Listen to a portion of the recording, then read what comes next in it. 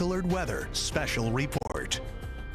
And I'm meteorologist Craig Allen. Look who has come in to take care of you for the rest of the evening. Lonnie, how are you? Doing good, Craig. It's sort of a passing of the baton here, but look, Craig's been at the helm here all day long, and I'll sort of jump in getting ready for the 11 o'clock news tonight. But let's take everybody through what the storm is doing out there right now, what it's going to potentially be doing, because I know a lot of you are saying, what storm? Where's the storm? Right.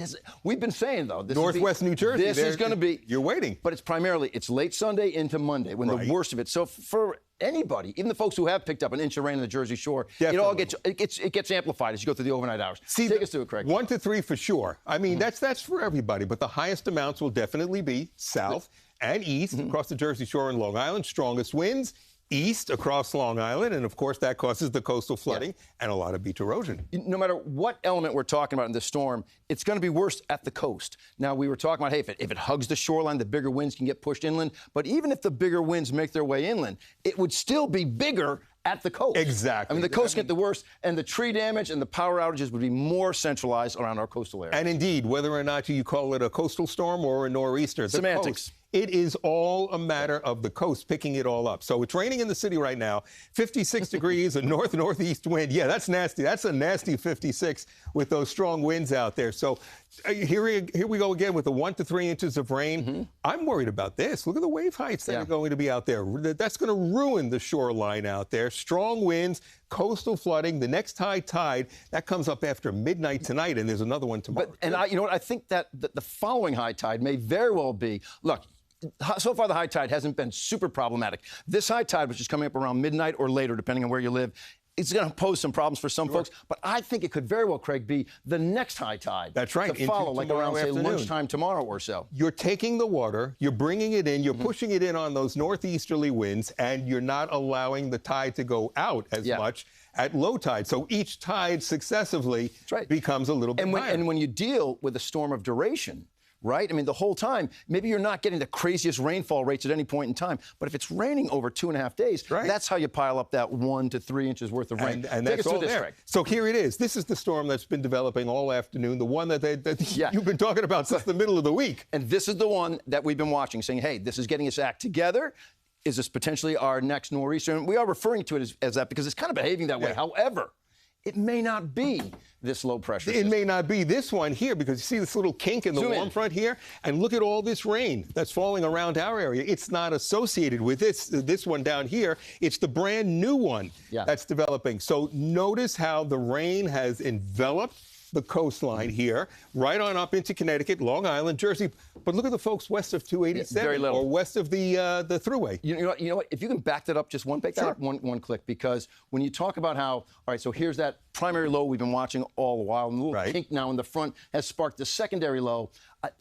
I think they may phase and just sort of merge. Do you know what I'm saying? Yeah, I mean, what they've done is they've kind of pulled apart through the day. Stretched it out. But eventually it will do that. It will merge, and then it'll just take itself on out to sea. But you know how long that takes? Till Tuesday. For that to happen. Now I was thinking about Tuesday because I know I saw one of when you put your what to expect board up there, you were talking about how it'll be calmer come Tuesday morning.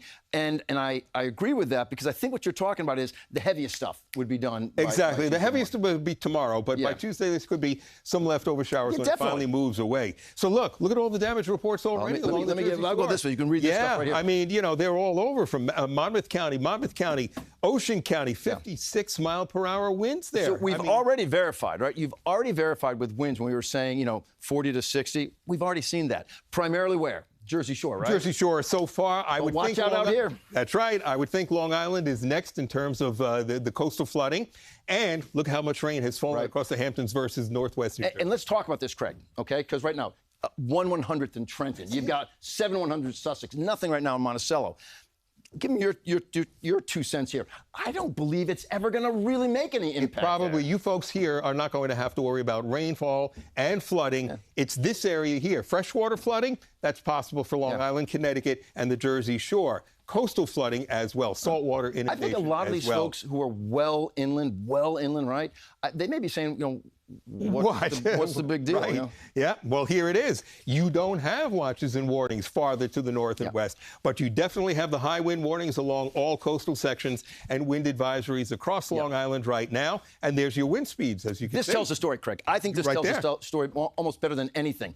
You can tell just by that bright pink flash, right? Yeah. This is where you're going to be feeling the worst of it, all right? This is a coastal storm affecting our coastal areas with the biggest, punch, if you will. But we've also said all the while, this is never going to be our biggest nor'easter that we deal with. It's not a powerful nor'easter, but the combination of all the systems and the tightening of the gradient, and the high pressure north. I talked about that on the evening news one day. Yeah, it's by itself, it's not that strong of storm. Right. But you combine all the elements together, and we just had a supermoon, 4 or 5 days ago. That's another thing. So astronomically, the tides are high too. So look, each tidal cycle that comes on in, there it is. There's the coastal flood warning for all the areas in deep green. And look at the Connecticut coast. You're here approximately in Fairfield County. Yeah. The Connecticut coast won't get as much in terms of, let's say, highest tides because the wind is northeast and it's blowing it towards the north shore of Long Island. You know what else I was thinking about? Okay, guys, with a northeast wind, think about where that wind's coming from, right? It's not where it's going, it's where it's coming from. So a northeast wind is pushing that water through Long Island Sound. And look how the sound gets narrower and narrower and narrower. And eventually, if you keep pushing water into a skinny straw, right? It's going to, the cup is going to overflow. And that's why coastal flood warnings are in effect, because you're going to squeeze the water up into the Hudson and around the East River and across the Hudson on the west side of Manhattan as well. So we go on through here. Your next high tides, they occur around and a little bit after midnight during the night tonight. That would be for the south shore and the east But end. also, it's the high tide after that. I think you still have problems. 100%, the storm is still cranking with us tomorrow. Yep. So it's going to be that high tide cycle that you get midday tomorrow. Watch this. Watch it. We'll go through this real quickly. Here it goes, right up to New Jersey. It's stalling, it's stalling, it's stalling. Rain is continuing to move on into the area. Now watch what happens. It actually drops to the south and then starts moving out. It's almost tropical, right? I mean, without the tropical characteristics, but that's what a tropical storm would do. And there you go. That's Wednesday. Finally, it's clearing the area. And in terms of rainfall, look at those are big numbers. Those are really big numbers, especially for an area that has not had any rain really since the first week of September. Right. And now you're looking at the potential for some folks to be seeing, that 2 to 4 inch range. The farther east you go, right? The farther east you go is where we're finding right now the bigger numbers. And the farther west you go, you'll have the least amount. So let's walk out of the way. I'll walk this way. You talk that way. Right? And there's your first alert weather day coming on up for Monday. It's going to remain with us through Monday. Monday's not a pretty day at all. Tuesday, there is some improvement. From Wednesday on, it is much, much better. Don't you agree? Look at this. We've got some 50s for highs out there. And as far as Tuesday being much better, you betcha it's much better come Tuesday, but you still have a rain chance out there. It's not a pretty day for Tuesday. The toughest day, I think, in this whole process is going to really be tomorrow. Especially the morning hours tomorrow. So we've taken care of you at the top of every hour so far through today to the evening news, right? You've got the evening news, so I'm going to go drive home in this mess. wait. But your drive in the mess, even though it wasn't the worst of it. Oh, that was horrible. It took you 2.5 hours? 2.5 hours from Long Island. That's crazy. But anyway, I know you got to go. So what you had for dinner. Yep.